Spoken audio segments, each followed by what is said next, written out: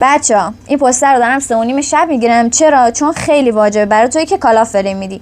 اکتیویژن قرار 3.5 CP توی سیزن آینده به همه کاربراش بده در صورت انجام دادن ایونت ها. یه سری سایت ها طراحی شدن که الان میاد برای شما پیامک میدن که 3.5 CP برو از فلان سایت بگیر و تو میری رمز جیمیل رو وارد میکنی و یه کدم ازت میخواد میزنی و اکانتت به فنا میره. حالا کی این پیامو به تو میده؟ یکی از دوستات که وارد این کلاهبرداری شدن و باور کردن این سایت ها رو واقعیه، یکی از چت جهانی. بچه‌ها من دارم میبینم این پیامه همین جور داره میاد. بذارید الان یکشو براتون پیدا کنم. چرا نمیشه؟ ببینید اینا، این یه سایت دیگه شه. خب زده 10,800 CP رایگان. سایت هم اینو جا زده، نرید بزنید.